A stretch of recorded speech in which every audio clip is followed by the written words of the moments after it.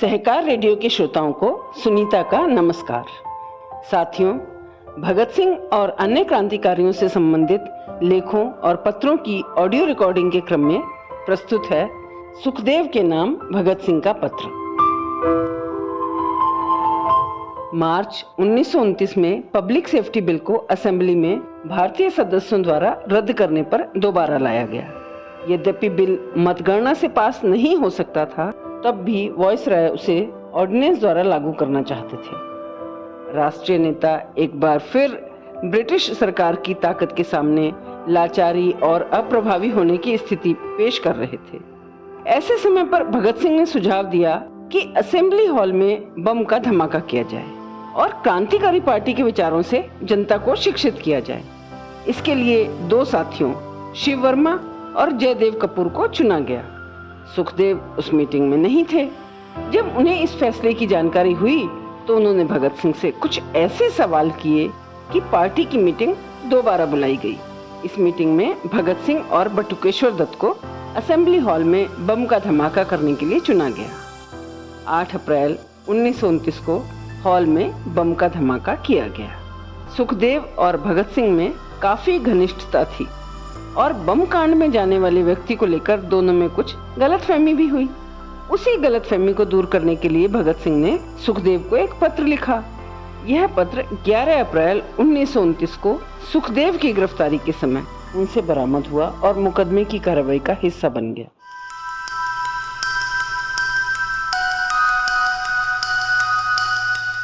प्रिय भाई, जब तक तुम्हें यह खत मिलेगा मैं दूर मंजिल की ओर जा चुका हूँगा। मेरा यकीन कर, आजकल मैं बहुत प्रसन्नचित्त अपने आखिरी सफर के लिए तैयार हूँ।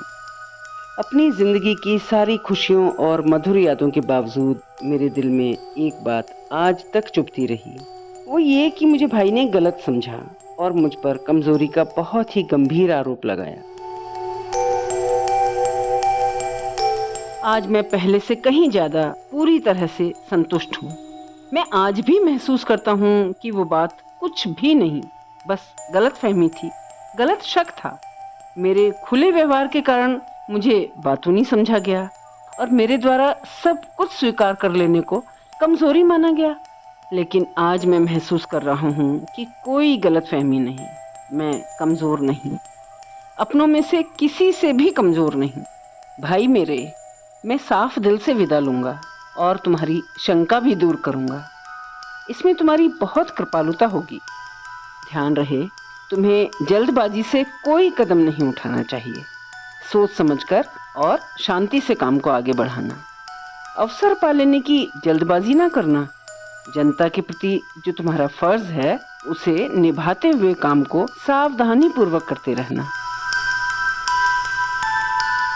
सलाह के तौर पर मैं कहना चाहता हूँ कि शास्त्री मुझे पहले से अधिक अच्छा लग रहा है। मैं उसे सामने लाने की कोशिश करता, बशर्ते कि वो साफ गोई से अपने आप को एक अंधेरे भविष्य के लिए अर्पित करने के लिए सहमत हो। उसे साथियों के नजदीक आने दो ताकि वो उनके आचार विचार का अध्ययन कर सके। यदि वो अर्पित भाव से काम करेगा तो काफी लाभदायक और मूल्यवान सिद्ध होगा।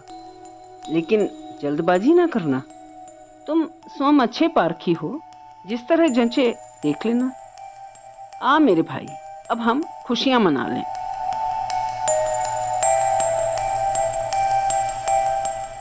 खैर, मैं कह सकता हूँ कि बहस के मामले में मुझसे अपने पक्ष पेश किए बिना रहा नहीं जाता। मैं पुरजोर कहता हूँ कि मैं आशाओं और आकांक्षाओं से भरपूर जीवन की समस्त रंगीनियों से ओतप्रोत हूँ, लेकिन वक्त आने पर मैं सब कुछ कुर्बान कर दूंगा। सही अर्थों में यही बलिदान है। ये वस्तुएं मनुष्य की राह में कभी भी अवरोध नहीं बन सकती, बशर्ते कि वो इंसान हो। जल्द ही तुम्हें इसका प्रमाण मिल जाएगा। किसी के चरित्र के संदर्भ में विचार करते समय एक बात विचारणीय होनी चाहिए कि क्या प्यार किसी इंसान के लिए मददगार साबित हुआ है। इसका जवाब मैं आज देता हूँ। हाँ, वो मेजनी था। तुमने अवश्य पढ़ा होगा कि अपने पहले नाकाम विद्रोह, मन को कुचल डालने वाली हार का दुख और दिवंगत साथियों की याद। ये सब वो बर्दाश्त नहीं कर सकता था। वो पागल हो जाता या खुदकुशी कर लेता। लेकिन प्रेमिका के एक पत्र से वो दूसरों जितना ही नहीं बल्कि सबसे अधिक मजबूत हो गया। जहाँ तक प्यार के नैतिक स्तर का संबंध है, मैं ये कह सकता हूँ कि ये अपने में एक भावना से अधिक कुछ भी नहीं, और ये पशुवृत्ति नहीं बल्कि मधुर मानवीय भावना है।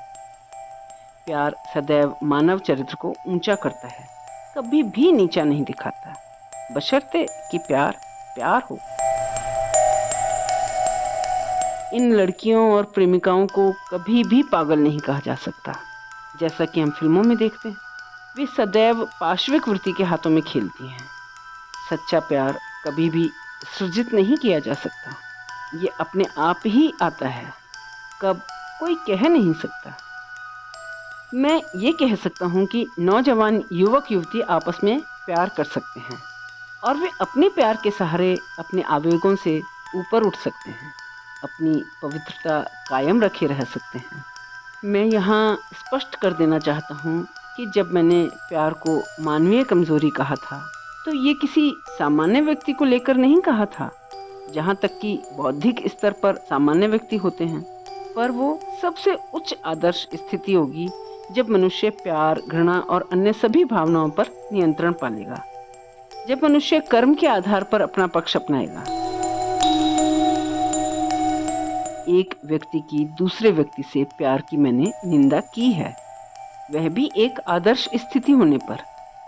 मनुष्य के पास प्यार की एक गहरी भावना होनी चाहिए, जिसे वो एक व्यक्ति विशेष तक सीमित न करके सर्वव्यापी बना दे। मेरे विचार से मैंने अपने पक्ष को काफी स्पष्ट कर दिया है। हाँ, एक बात मैं तुम्हें खास तौर पर बताना चाहता हूँ कि बावजूद क्रांतिकारी विचारों के हम नैतिकता संबंधी सभी सामाजिक धारणाओं को नहीं अपना सके।